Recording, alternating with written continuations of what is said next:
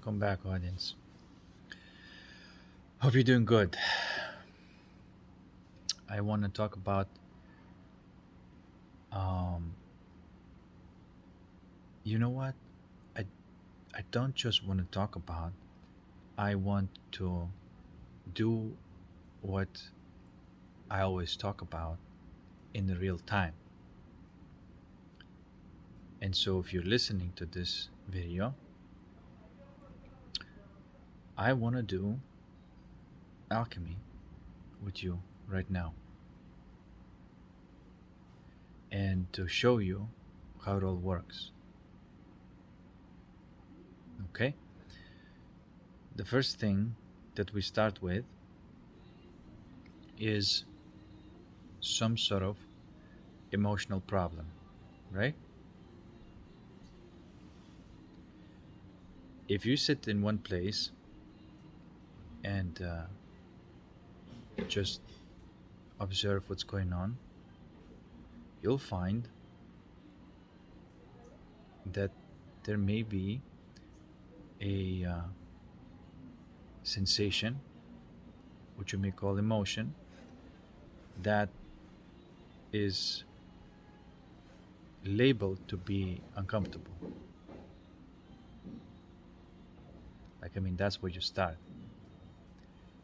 Um, at first, what you may see, if you just beginning with this, you may find that emotion, and you may say label it, right? You say like, oh, that feels like an anxiety, or that feels like fear, or that feels like this, like that. And at first, it is a type of emotion, because it has that feature of being sort of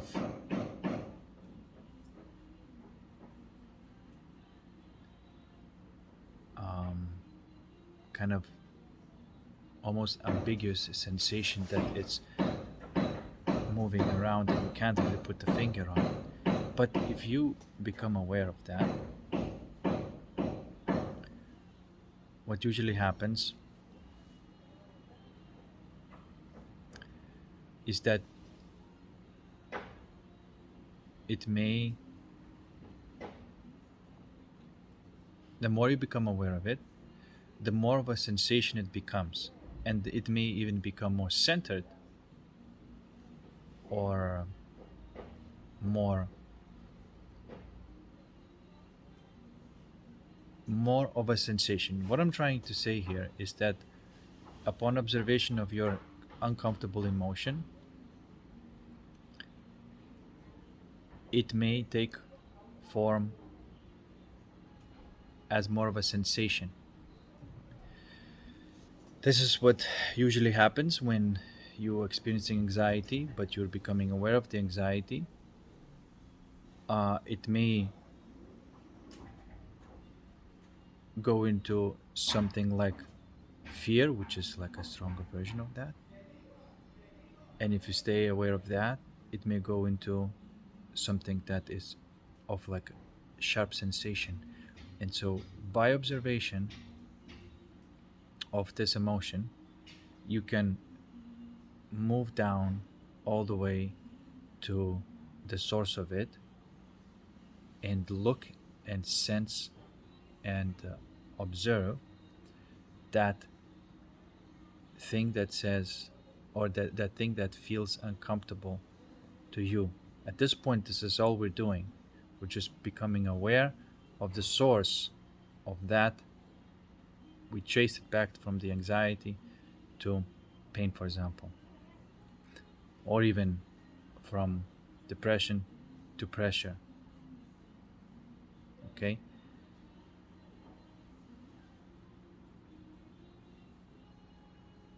Now, as you become aware of this right now in this moment, because as I'm talking about, do it, become aware. If you're watching this video, it's very likely that there is such thing as like uncomfortable sensation or emotion that you're experiencing right now. So become aware of it fully, place all your attention there.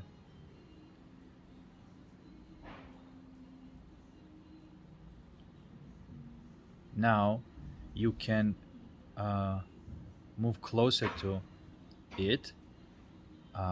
You may say, yes, I'm aware of uncomfortable sensation at this point, and this is okay to be right there.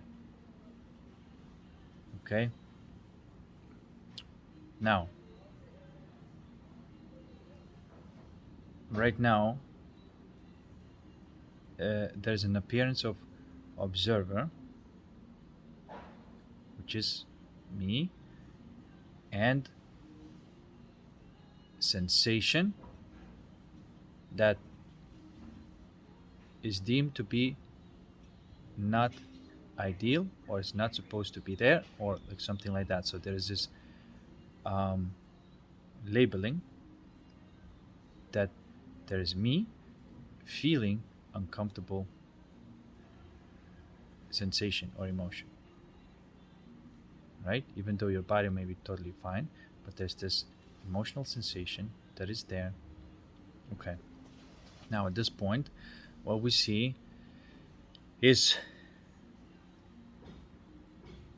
the thought that says there's me feeling uncomfortable emotion, that, and then perhaps another thought that says I'm not supposed to be feeling it. But what we're seeing at this point, there is appearance of the observer sensing the sensation. So we know that there is a thought that is running right now that says there's me sensing sensation that is uncomfortable, right? There's this process that's going on right now, but this process is a thought that says that there's you feeling that uncomfortable sensation. But to be at this point, basically what I'm doing right now is I'm talking about this, I'm using thoughts that are self-referencing. Okay, they're self-referring. It's okay. So if you, let's say, I don't know if you have experience with programming, or any kind of metaphor you can use. Perhaps programming is not as far-fetched metaphor, but in programming there is a function, and there is a tree of the function, right? And it does whatever it does, and it simulates the interactivity. It's like alive. Hey, if I do this, that's what happens, right? So there's this function that's running, and all I'm doing, I'm using thoughts to point at that primordial thought. So it's almost like there is a tree and there are branches, and we're looking at the closest branch to that tree. Um,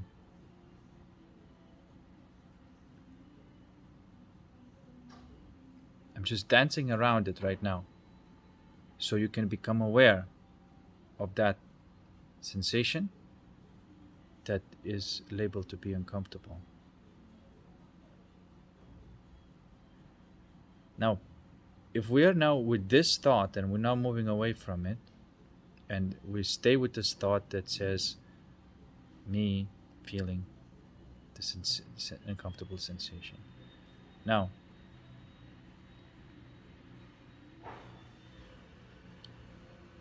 if you stay with this,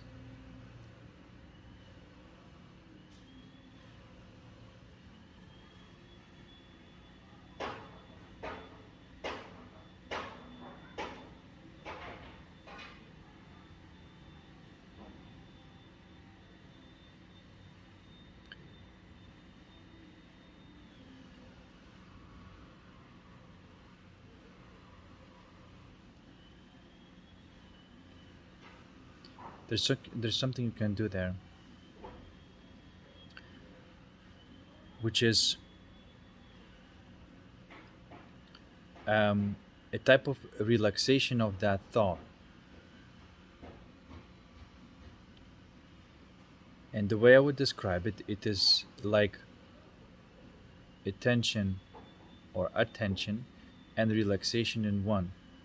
When you are aware of that sensation,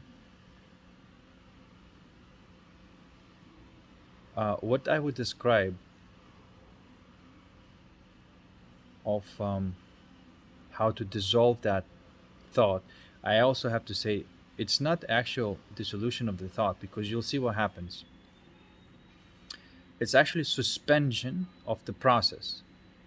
Again, if you're in the programming, you may be, of course, aware that in order for you to change the programming of the process, you got to suspend at least momentarily before another type of coding is running, another type of thought is running. So now we're running this process that says there's me and a sensation that's not supposed to be there.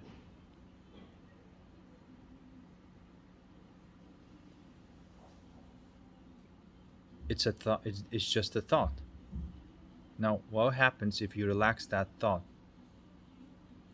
And the way to do it, because it is a type of act, but it's not an act of a thought. A thought cannot relax. Another thought cannot relax the thought. This is why, as you can see, I'm using other thoughts to talk about this thought. But just because I'm saying this, it's not going to relax that thought. It's the only thing that it can do is bring me closer. When I become aware of the branches of the tree, I become aware of the trunk. But now that we are aware of that trunk, we have to suspend it. And it is like I was talking about before, a surrender. Between courage and surrender, there's this suspension of that thought. Another way I would describe it is play with it. And through playing, it's almost like you can tune to the suspension of that thought. What I mean by playing is just becoming, place the attention there, and it's difficult to describe what I mean by playing, but there is this act that you're doing, that you are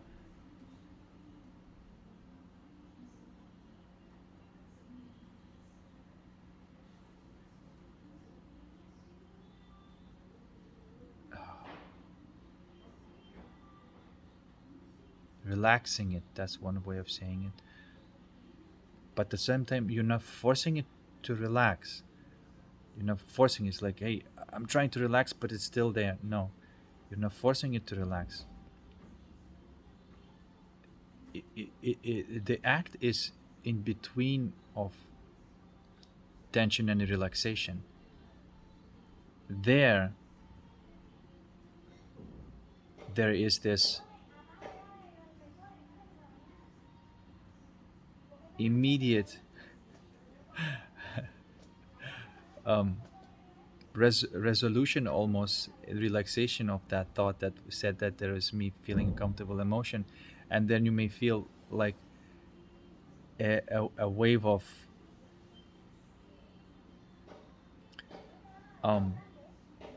upon the relaxation of that thought, there's this elation and deliciousness of that thing that you deem to be uncomfortable, because there's no thought that says this is me experiencing a sensation that is not supposed to be there. All we did is we just took that thought, and then we became aware of the immediacy of that state. And then look what happens then. It's not that you kill that thought. that function of saying me and I'm experiencing something, upon dissolution, just like that programming tree, when you this suspend it and then you reprogram it, which is that state of buoyancy and awesomeness, then another program or the tree pops up into function and says, I am feeling peaceful. Or it says, I am feeling blissful. It's exact same mode of thought got dissolved, and another thought came, which is, I should say, exact type of thought, which is me feeling something, comes online, poof, and says like, me feeling peace or me feeling bliss. So you see, there isn't actual ego death. Well, you can call it ego death. Again, that's just a thought. But there is a suspension of the process that says you're experiencing something negative. You suspend that process through direct observation.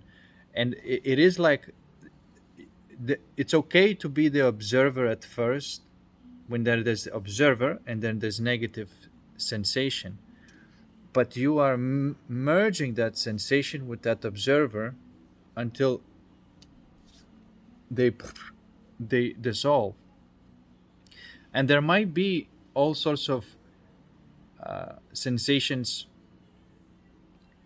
that related to fear, feels like dying or whatever, but no, you're just used to running that function so much that you identified with it, but you are relaxing it and you're not it.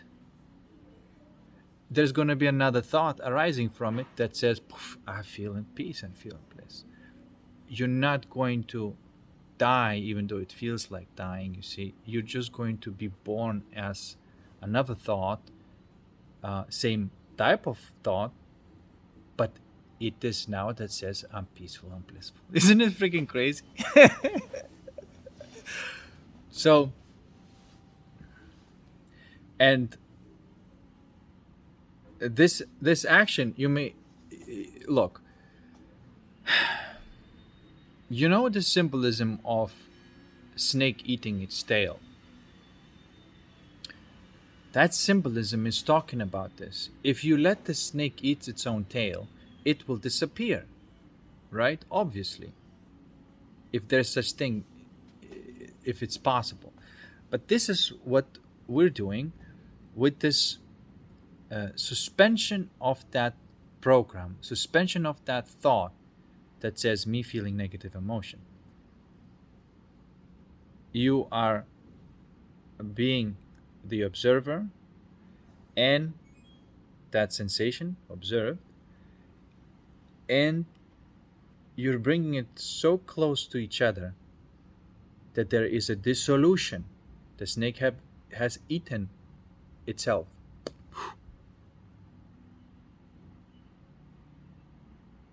And it is such a subtle thing. You're not hammering it in. You're not forcing it. You're just becoming so aware of this me feeling that sensation, that, and you do that not with the thought. Like I said, there is this action. I suppose it's an action or a faculty. I don't know how to name it. There is that is capable of the openness, surrender, and courage, which is that point. And so you weave that point, which is the observed, which is sensation, and the circle, which is me observing it. You put it back together. And then you fall back into the soup of being, as I would say. And the soup of being is just um,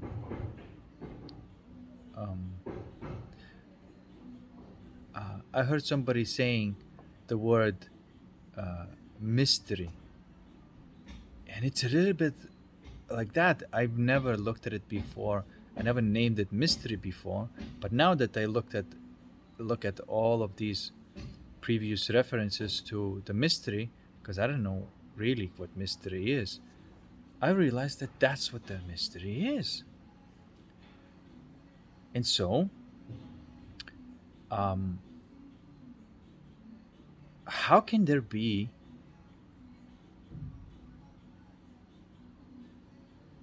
a mystery school if mystery is by itself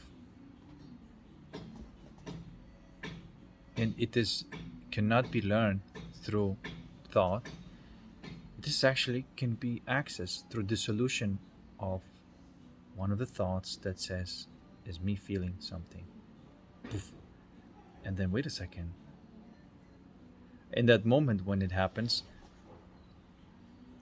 there's no thoughts, but there are now primordial feelings and sensations, um, which are your default state of being, and they're peaceful and blissful. And you're like, oh, wait a second. It wasn't pain at all. It wasn't pressure at all. That was a thought that was saying that that is so. And I relaxed that thought, and now another thought pops up and says, I'm in peace, I'm in bliss. So,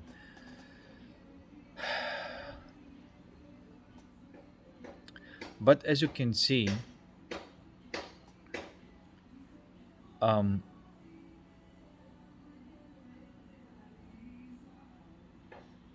thoughts and speaking about it can bring you to it, but not go through it. You can't go through it. The going through it is a a voluntary act of surrender and courage, as I call it. But again, these are just words to describe what happens. And again, um, I'm using the description of the thought function is being suspended into the ocean of consciousness, and from that ocean of consciousness, poof, another thought pops up that now it's more ideal than it was before.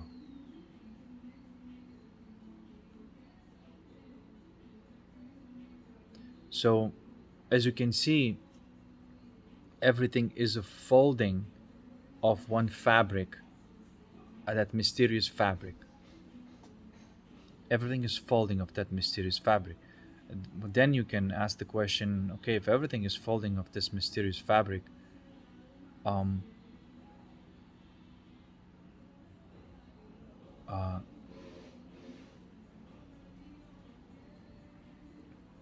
what am I? Because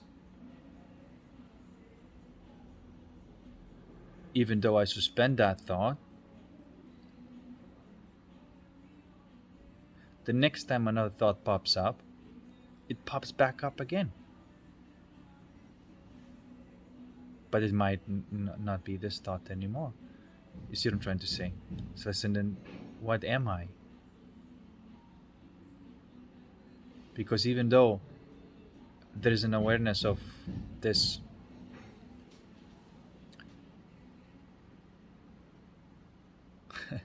happening, there's also cannot be denied that something is happening. And when the thought arises that says me, it's there.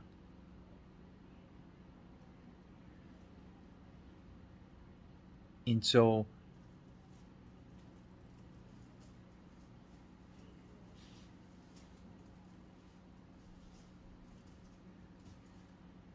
So then you may ask, like, what makes that thought arise? And something does make that thought arise. Something that does uh, almost like encoded in a source code that says me. There's always going to be me. What kind of me? Either you can. That's obviously depending on the thought that says what kind of me this is. This is why there's no disappearance of me, and this is why it's not pathological, it's not depersonalization or something, because there's no disappearance of me. It's just that there's a suspension of you that is suffering, and the uh, coming online of you that is happy. It's almost like that. um, this is why those primordial thoughts, as they call them, they are like types of thoughts that they're almost insisting to come back online. This is why death is an illusion, because it's only could be like one version of you being suspended, another version of you pumps back online, right?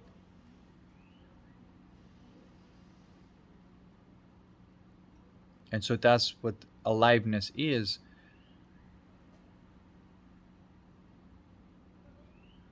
Okay, so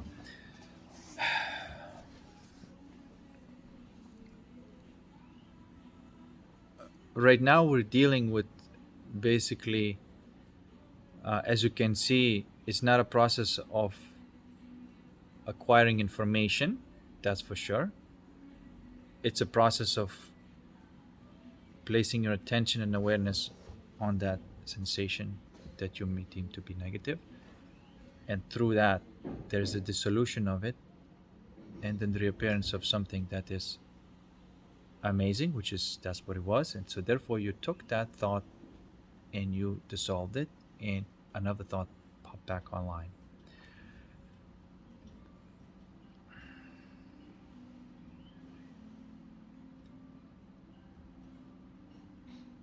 So,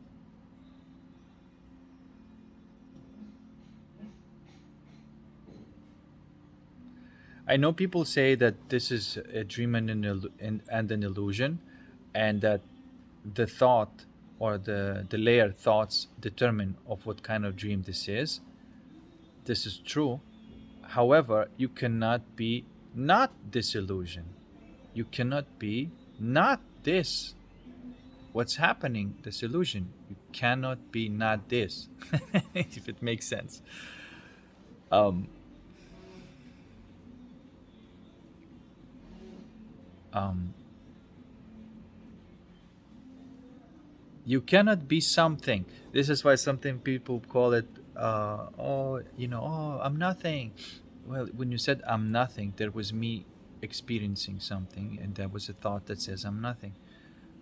But in that moment, you there's something. So you see what I'm trying to say.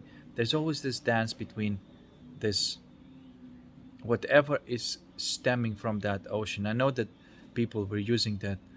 Oh, you are the ocean, and then you know you or your character is just like that little wave of the ocean, and then it just dissolves back up again. And another wave is also you, but maybe shaped differently. Another wave, it's also you, um, but it's shaped differently. Now, I want to bring it to, so to speak, real life, and you can say, okay, fine, this resolves the problem of suffering. Um, and I hope it does. If you still have any kind of um,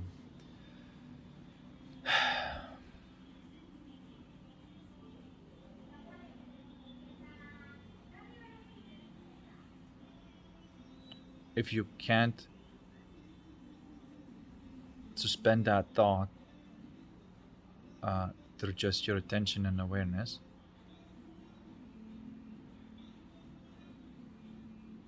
um,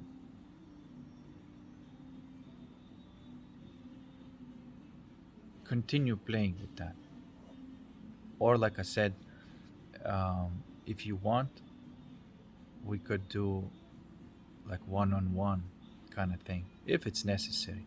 Honestly, it's not really necessary, but uh, the only thing that you can get of me, for example, pointing to it one-on-one, is that your attention would be perhaps um, more strongly focused.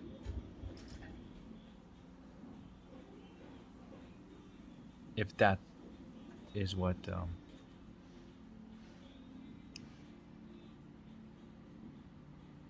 honestly, if that's what you okay.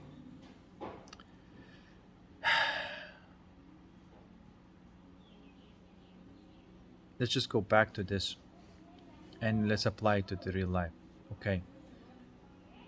Um, but we're so close at the essence of how to suspend the thought that says that uh, there's something lacking here, or that there's sensation that I don't want to feel, that there's nowhere else to look, um, that this is the solution. And that's why it's called solution, because that solution, or soul, sun, you basically go back into the primordial soul, the sun, the light, and love, which is your base essence. Now,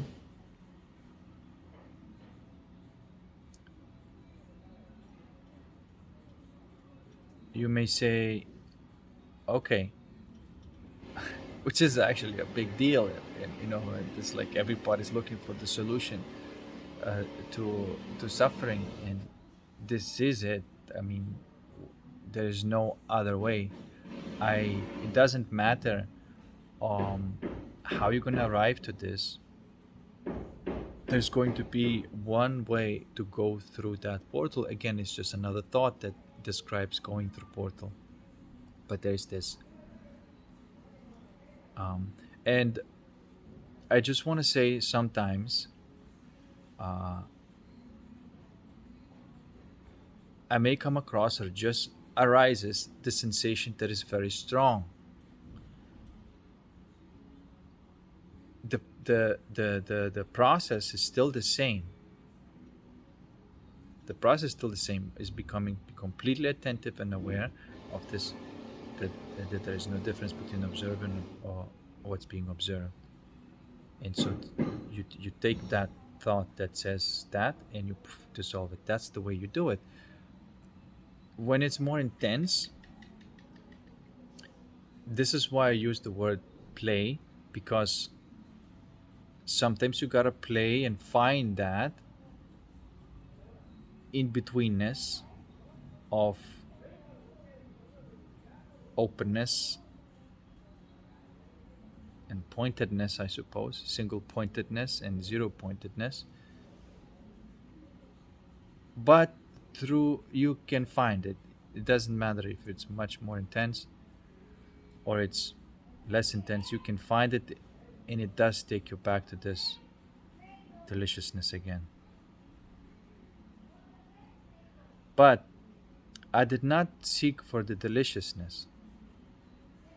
All I did was became aware of the thought so much that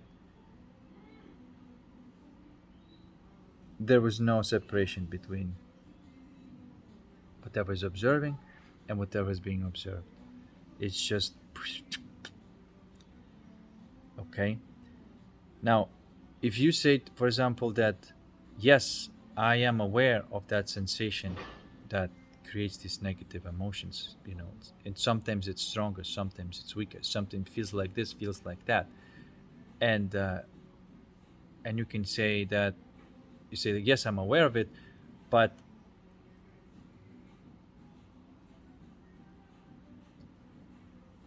quote unquote, it's not that easy for me to uh, like suspend that thought, relax that thought.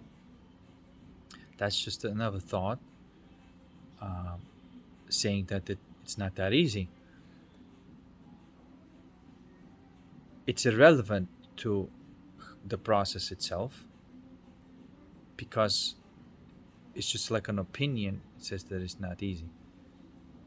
There's no intrinsic easy or hard, because that openness and that single pointedness is always the same, and it always has that capacity to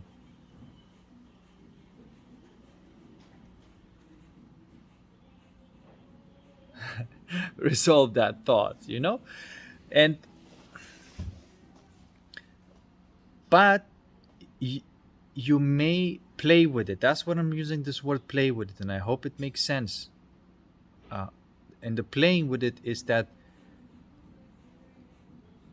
you're not serious about that sensation that says that it's feeling uncomfortable or whatever.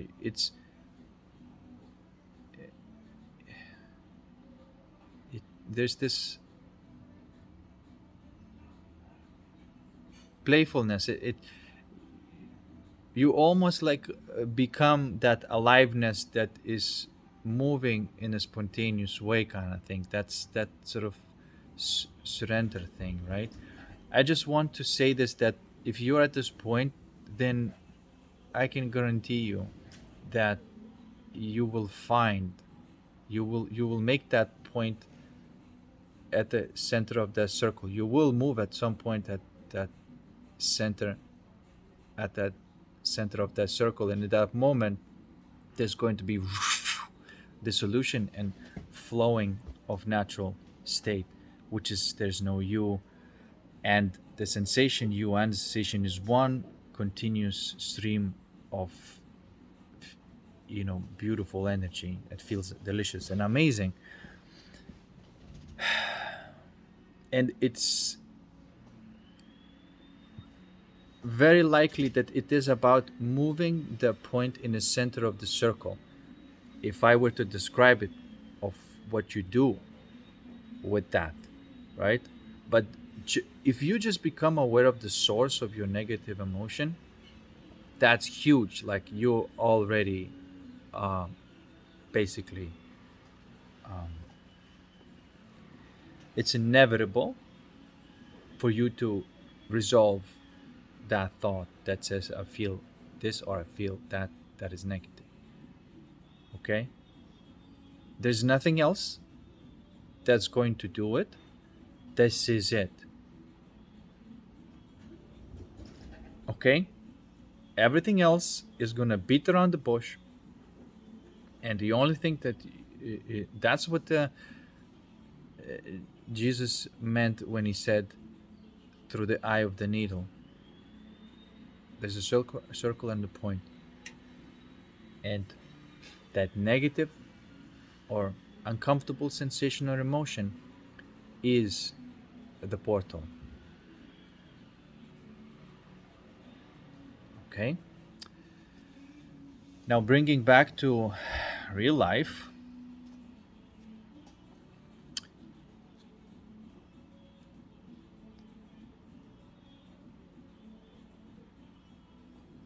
this basically what I just described to you, and I hope that you did this. I hope that you're right in this moment are attentive and aware of that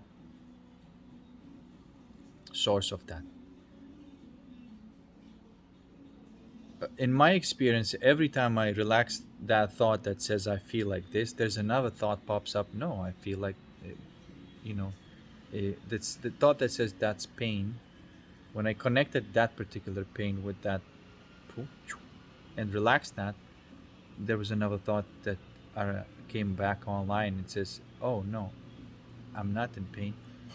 I feel amazing," or whatever, right? Um,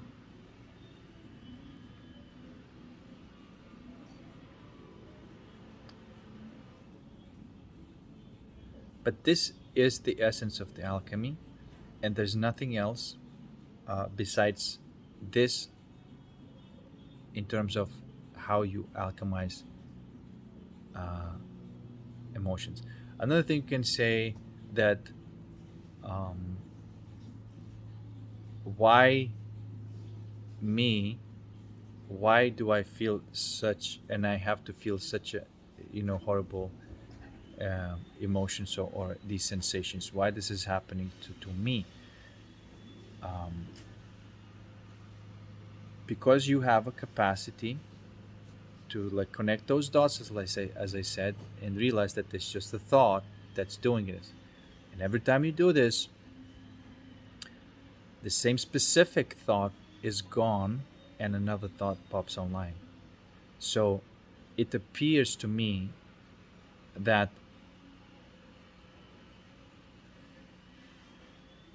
there's might be like there's an appearance that there's a lot of these thoughts that come online and says like, oh, that feels bad, and maybe even that specific thought that comes online, that is that thought is being specific about how it feels, you see. And every time you relax that particular thought, you replace it with another thought that that particular sensation is actually really nice. And so perhaps there's a lot of these sensations that we got to go through until we alchemize them all. And then when next time that sensation comes to your experience, you already have a frame of reference that that feels like that. Okay. And in my experience, it's not that you um, get to that quote unquote state once you dissolve that thought and you just live there ever after. In my experience, that there is this appearance of the thought again, and then I suspend that thought and I feel really good. There might be another thought pops up and I suspend that thought too. And that's what appears to be happening right now.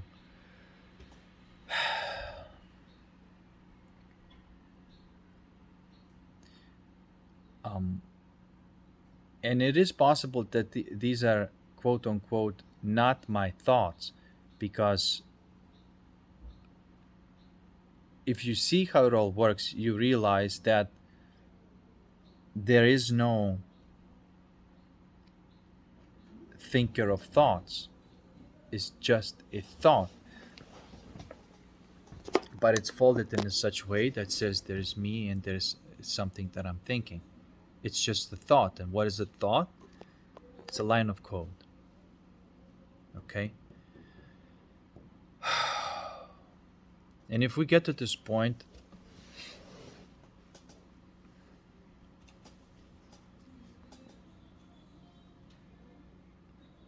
and you can see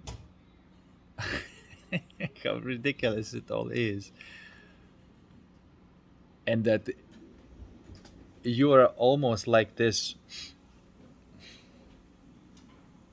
infinite soup of beautiful sensations spewing out thoughts.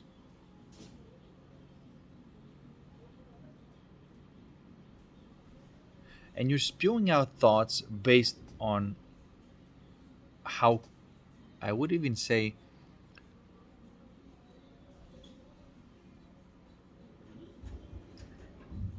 okay, I'll tell you what. It appears that the spewing of thoughts does not go away, but you're spewing out more and more beautiful thoughts.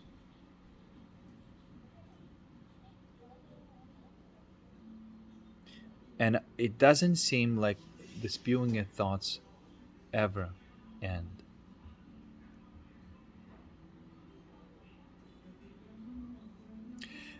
I'm talking about not these thoughts that, like, oh,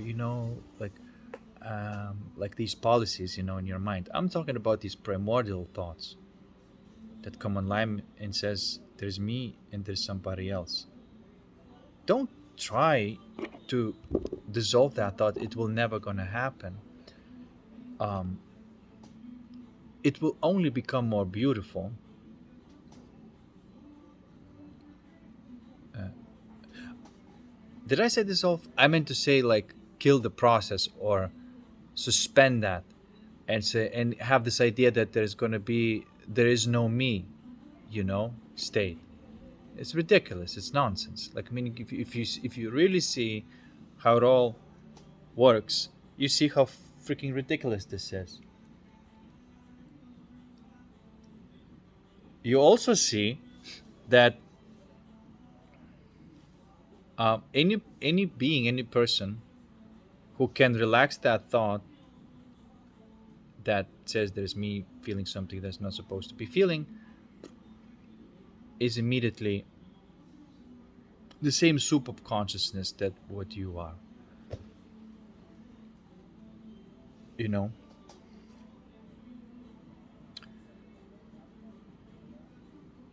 and the person doesn't go away, personality doesn't go away, but it's not really arguable that it becomes more beautiful. The person has become more beautiful, personality is becoming more beautiful. That's what's going on. But then there's these people who are trying to uh, kill this process.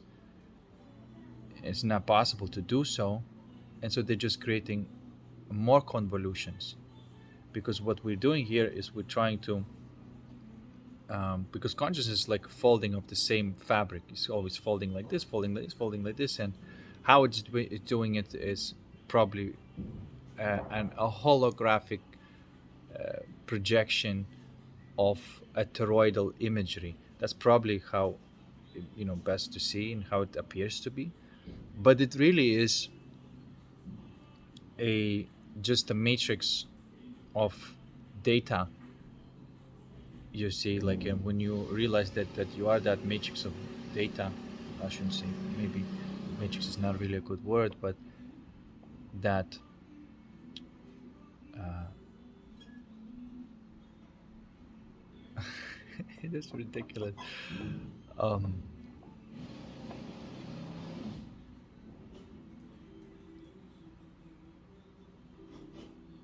oh man, like, fuck.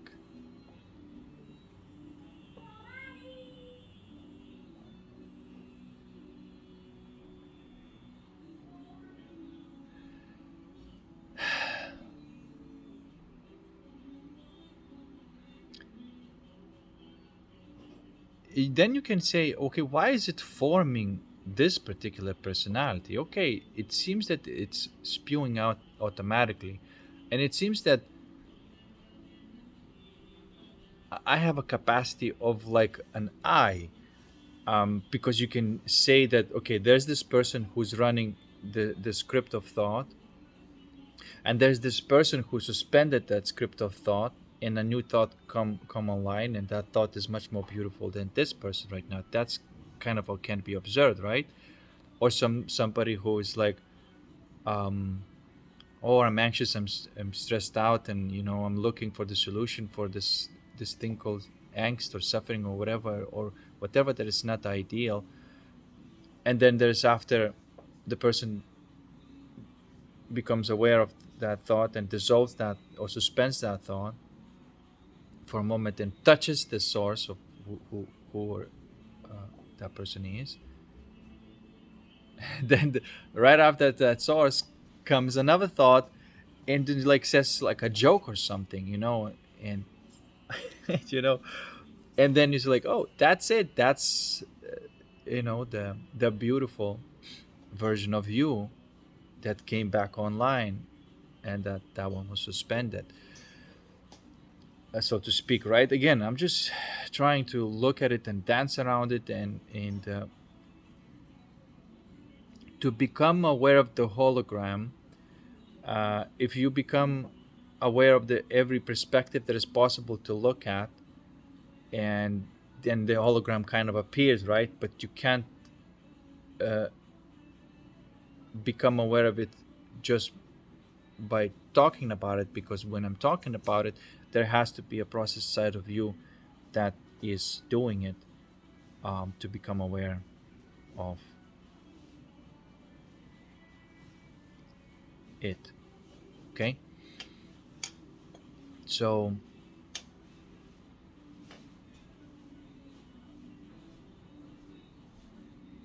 oh, fuck. And I wanted to say that you can say that, okay, no, there is a difference. That person is happy, that person is miserable. There's an appearance that there's a difference, and it might be the difference between that is the same person, just in a different state of consciousness. One is has suspended that thought that says that I'm suffering. Another one is still running that function. But they're both running thoughts, but one is running ugly thought, another one is running beautiful thought. And it might be the same person. And you see what I'm trying to say? This is why um, once a person touches that capacity to dissolve that thought, or suspend that thought, and touch that essence, and whenever the new thought arises, it's more beautiful, more ideal, more awesome. What happens then is that that person is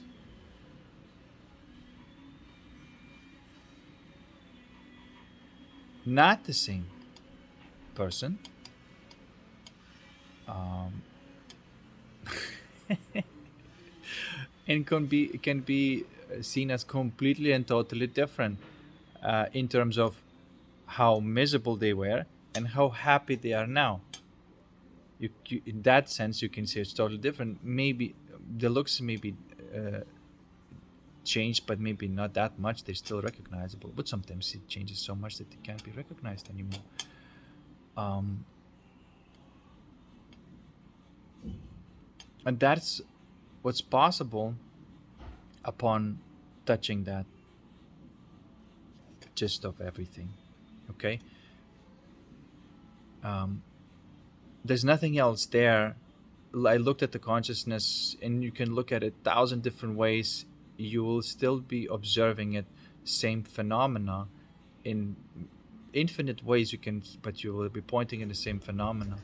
And the best way, what we're describing here, is that there's a certain type of thought that, and the capacity to suspend that thought is what does it. You can say it in a different way.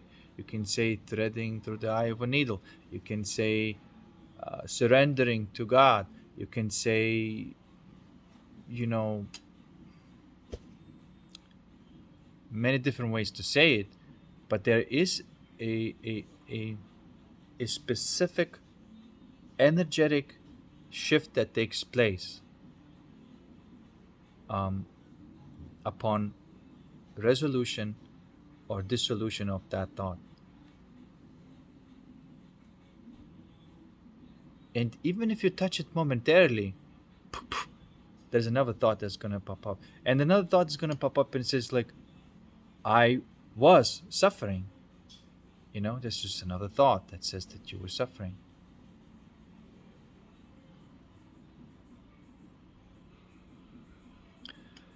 Now, the good news is that you are that essence that feels like bliss and peace. And you can never ever not be it. And at the same time, and even better news, is that it seems like you are almost like a running a node, because you can say that, yeah, okay, even though I'm that soup and everything else, everything is in my experience is that soup and everybody else is that soup also, it appears that out of that soup there is some sort of node that is coming online and doing its thing, and that is individual me,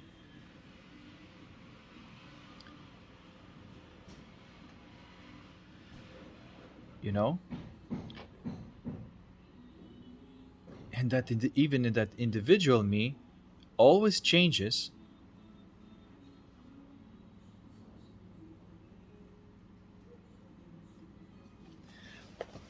but it appears that it always changes for the better when we're talking about that real change of this energetic shift of, there's me, there's suffering, poof, the solution, poof, poof, new thought arises, there's new you.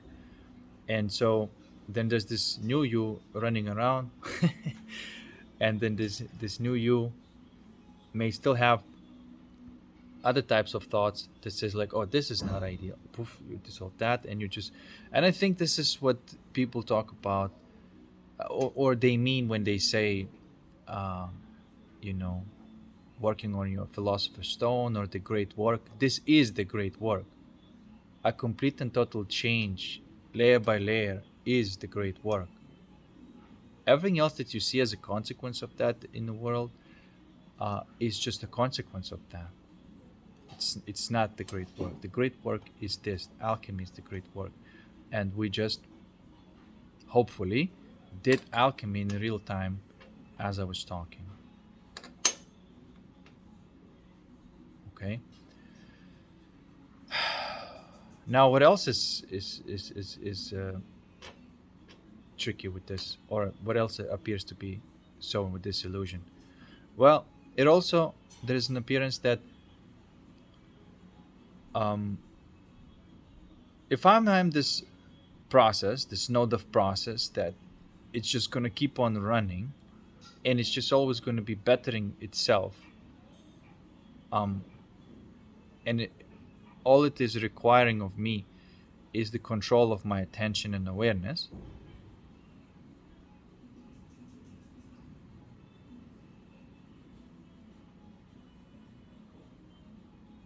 Because through that control, attention, and awareness, I'm capable of suspending that thought.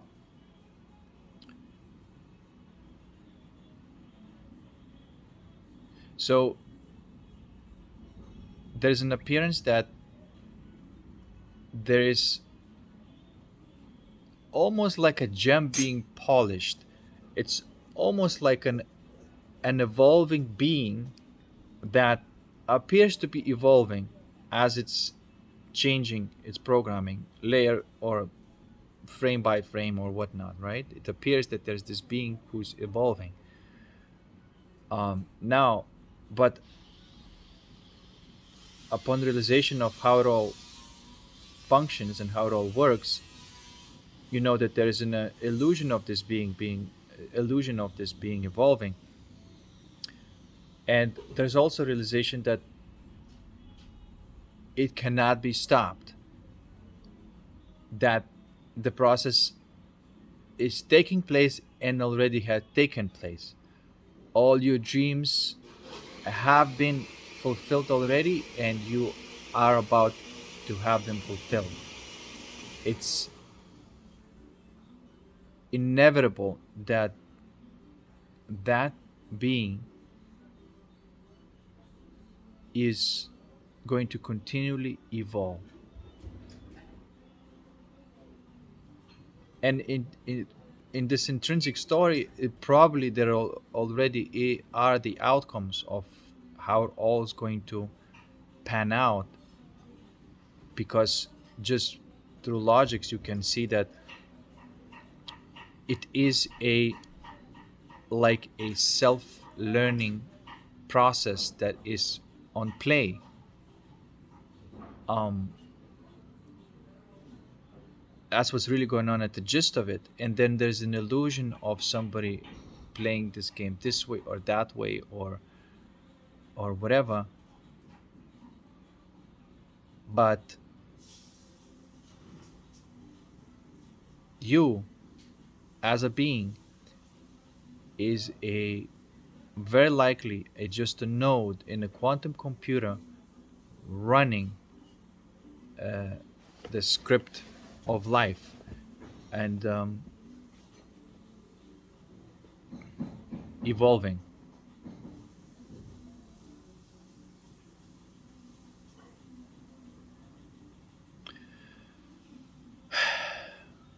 Then you may ask, like, okay, what about, you know, other layers of control? Like when there is an illusion of me, my body, my hand, and this cup, and me drinking, it's clearly that I do have control at this level, right? You can say, well, what made me make that act? Yes, at the source of it, you can see that everything happened spontaneously, and no one really controlled it. And you can say, well, who's doing that spontaneous thing? It, it just happens, and that is very difficult for the mind to really digest. That there's no doer, and that soup is the most intelligent. I call it soup, but um, uh, it's most intelligent thing that just spews out. Okay, you can say it. Okay, well, maybe it's a quantum computer, and therefore, because it's quantum, it can consider all the possible permutations of the outcome and give you most elegant, most beautiful move that you do. And you can say that if you really need an explanation, that is a quantumly computed action when it's spontaneous. If you need a thought to describe it and point to it, this is why thoughts, these types of thoughts that are self-referential thoughts, are wonderful thoughts because they bring you close to uh, what really is going on. And maybe even the tree of thoughts can bring you to the source of it and even say, oh, I have to suspend myself as a thought because that was my conclusion, um, upon rational observation of myself. And so you suspend yourself as that thought.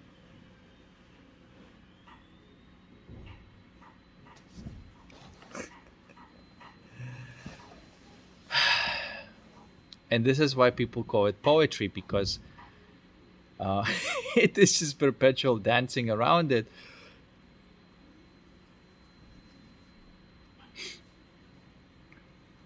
But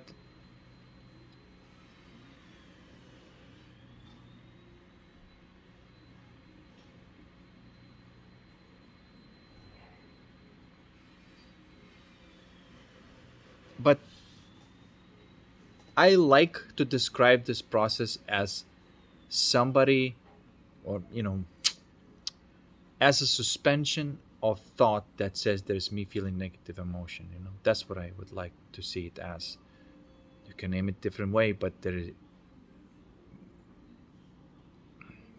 is this thing that happens. Okay, all right. It's just almost over 1 hour. I think I had to close it, but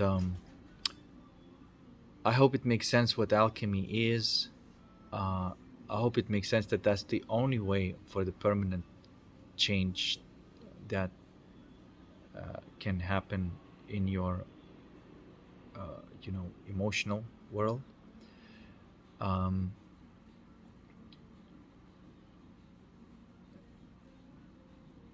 there are.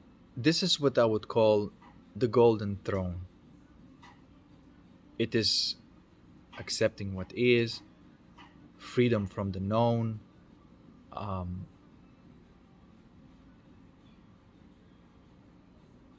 this capacity to tune to that delicious state. And you do it through that very, uh, so to speak, the thorn in your backside is the way to disable this function of thought, suspend this function of thought.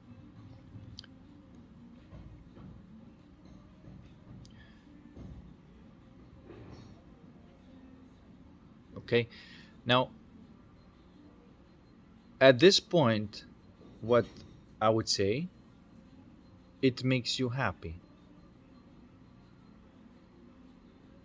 because from that essence, what kind of thoughts are stemming? They're stemming and says, I feel peaceful, I feel blissful, I'm happy, I'm joyful. That's the thoughts that are coming.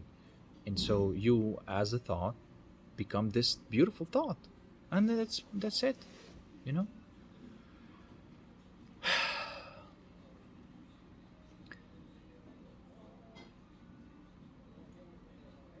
And if you are a beautiful thought, then that thought that says, that feels beautiful or whatever,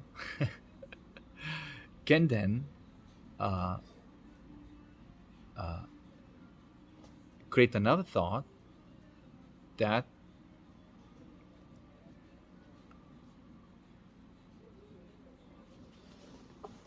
it's almost like like a tree. The branches, the leaves, you can create, once you have like a stable and nice tree, that's the fruit that is going to deliver. And so the foundation is strong. That's why it's so important, this process that we're talking about. This is the first thing that you do in your life, really. Like, it's alchemizing your emotions. um that's this is something that must be um everyone's day to day. This is how you live life. um right, this is how you play the game. But then later, once you have that base that is beautiful, you can imagine uh the forms that may take place. What I'm trying to say, just because your base is feeling amazing, it doesn't mean that it's over. It's not over. It's just the beginning. And even though there might be realization that there is this uh, ultimately there's no me doing anything. Also, at the same time, you can't deny that there's me wanting to do something. And so you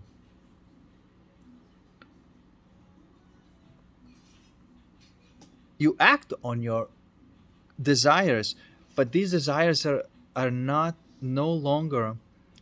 This is why I always say there's a difference there in desire. We use the one word desire, but we shouldn't be using that word in both ways, because there's one desire where you feel bad, you look for something outside of you to pacify it, and another desire where, like what we just did just now, became aware of that thing that says that hey, that's not comfortable, poof, dissolve it, and then another thought poof, popped up, and now that thought is you may feel amazing and say, I want to do this, and then you do that. There is like almost, I don't know, like a double-sided. There's one, I call it ego tantrum and the soul desire. These are the two distinctions that I use. Okay, there's an ego tantrum and the soul desire. And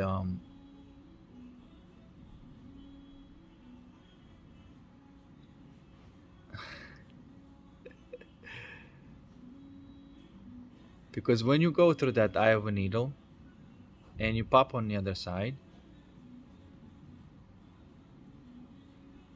there is no lack of um, ideas of what you want to do. And there's no lack of wanting to do things either, but you're not doing it to fix how you feel anymore. Then you may ask them then why you're doing anything, because now you're not living because to fix that bad feeling inside of you. Why are you doing anything?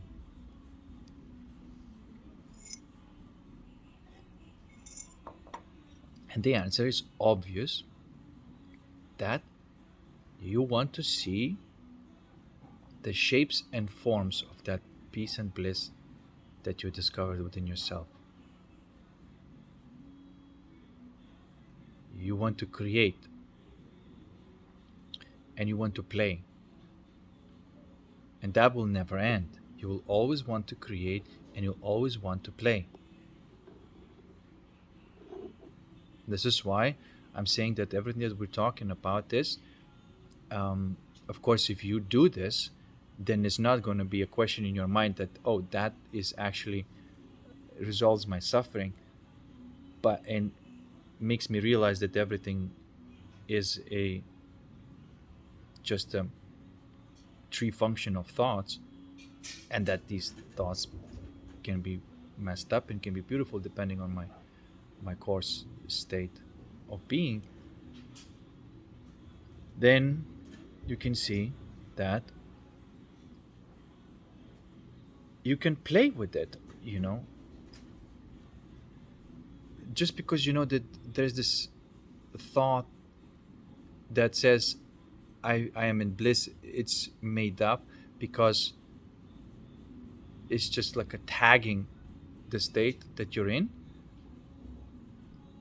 Who cares? Like, see what you can do with it. This is why, like, from there, the excitement is about, okay, I know that it's all just bunch of thoughts, and but now that I can see that they're stemming from that source,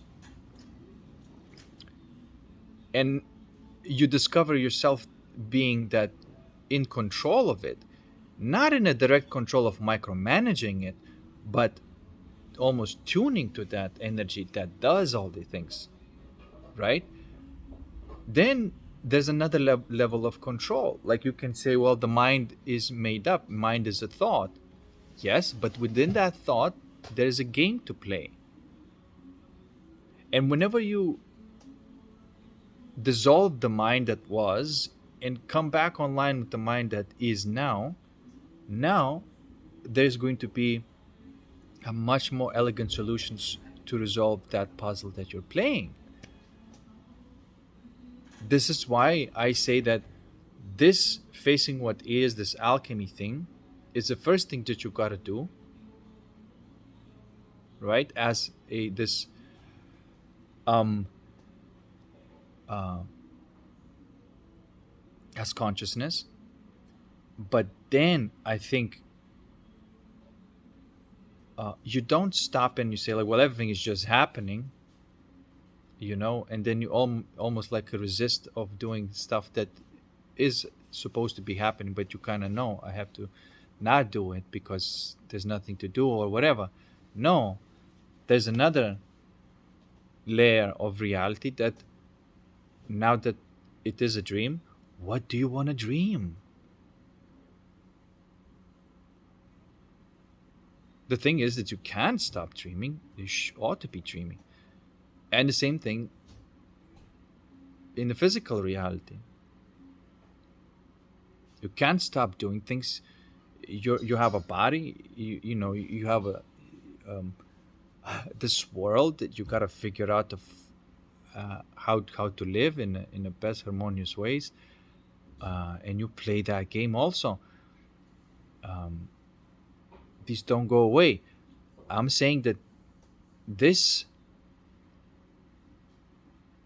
realization of the essence, it's a beginning, and it just makes you a better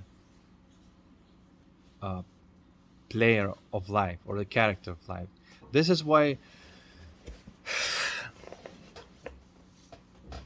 I can see how everything is or going to be the way it already is, like, but not to get lost.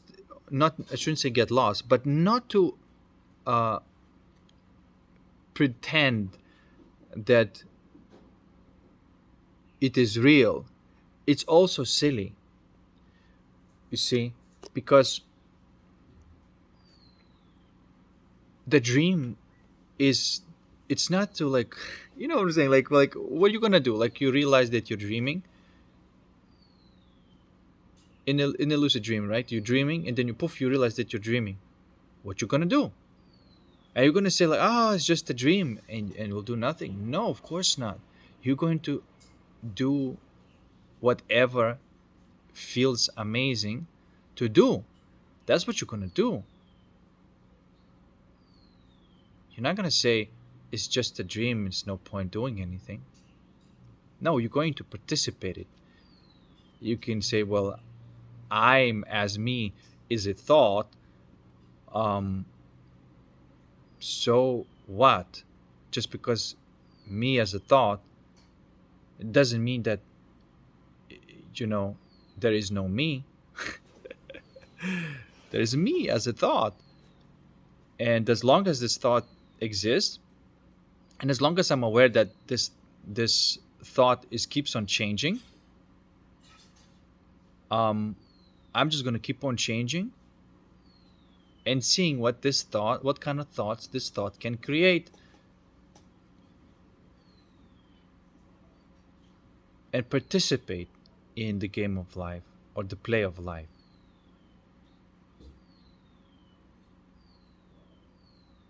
This is why there is no such thing as renunciation from life. You don't renunciate from life. At least that's not what I'm experiencing.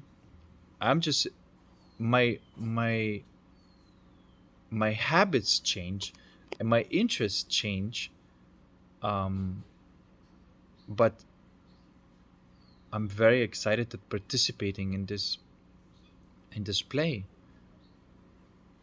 You know, like,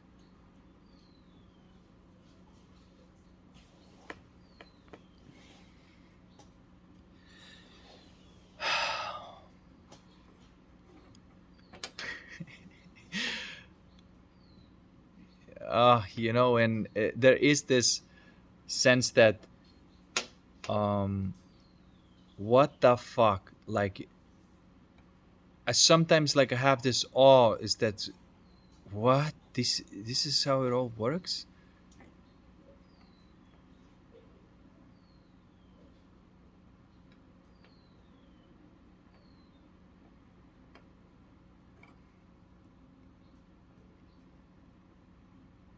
It's incredible. And look, the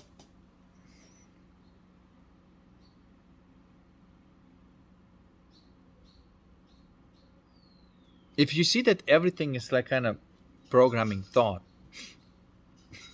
and that once a thought is created, that's how it's going to run. And when that tree is kind of dissolves into the soup, and then you create another tree, the essence of that tree is going to remain, but there's going to be changes that is now much more uh, applicable to specific uh, quest that there is now. And that quest is time and space or whatever, and those desires that you gotta connect the dots. And so that's why that play never ends. You always have to learn how to connect those dots. It's a play. And I know that people say that there is no doer as such, because that doer is a thought. But then you you always have to, or as well, you have to ask the question, who surrendered that thought? That was me, that's doing something. And so therefore, at the core of it, you cannot deny that there's an I that is capable of focusing, which is courage or attention, and surrendering or relaxing or awareness. And this is the faculty that you use to turn off this thought, you know, it comes back online another one, or then when you are making thought to create another thought, you're still using that I. Okay.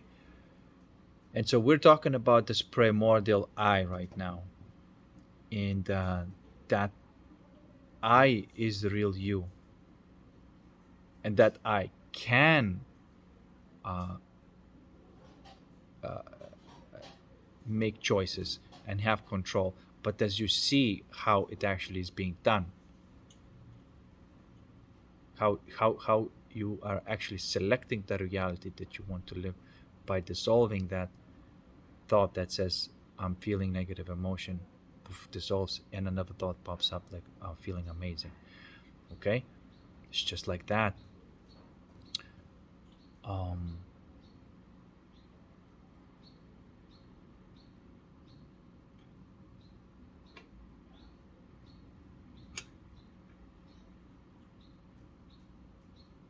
and so perhaps the word control is so overused, and it's used in such a sense that it's like micromanaging everything and brute forcing everything.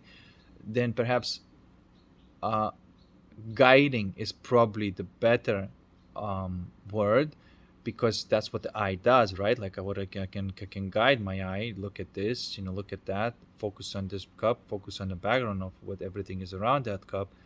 That's the control that I have with my eyes. And the same thing, you have the control with your attention awareness. It's an eye. That's why I have to say that that eye is always, it's never changing, and then there's nothing behind that um, eye. That's it. That's the starting point. And whenever this you tune in between that point and that circle, you are that primordial soup of everything. And there are more of these eyes because that eye is capable of creating another eye, um, like your mind, like your imagination, and that eye can is capable of creating another eye, which is your body, and the sensations and stuff like that. This is why I'm saying that the alchemy is only the first game that you play. You still are responsible, just with just like controlling of the eye in the alchemy. You still are responsible controlling of the eye in the magic, in imagination, and you're also responsible in controlling or guiding the eye in physical reality, in might, um, which is focusing on the right things, correct things, um, and saying no to incorrect things. Um, do you see what I'm trying to say? The game is being played.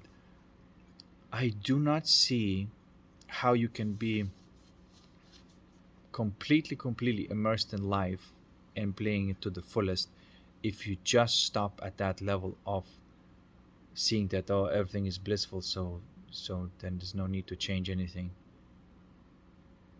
No. Yes, everything is a dream, but freaking dream it, man. Dreaming the best dream that you can dream. um, and do the best thing that you can do in the physical too.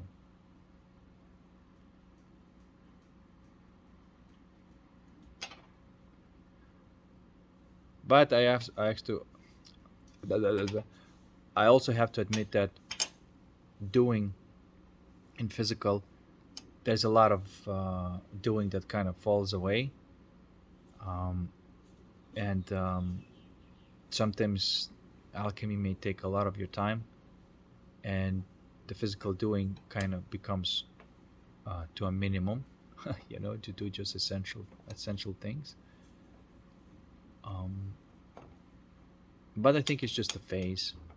There's time to be more alchemy heavy. There's time to be more magic heavy, and there's time to be more might heavy. There's just times, I suppose. I think this year is so alchemy heavy, that it's okay to, to just focus, because alchemy is first. Let's be honest. Like, if you don't do alchemy, everything else is just not gonna work. So if it takes a lot of time for you to uh, do your alchemical work, it's all right. You know. Anyway, damn, it's almost 1 hour and a half. All right then. Hope you enjoyed this video. Hope you learned some alchemy. And peace, and I'll see you in the next one.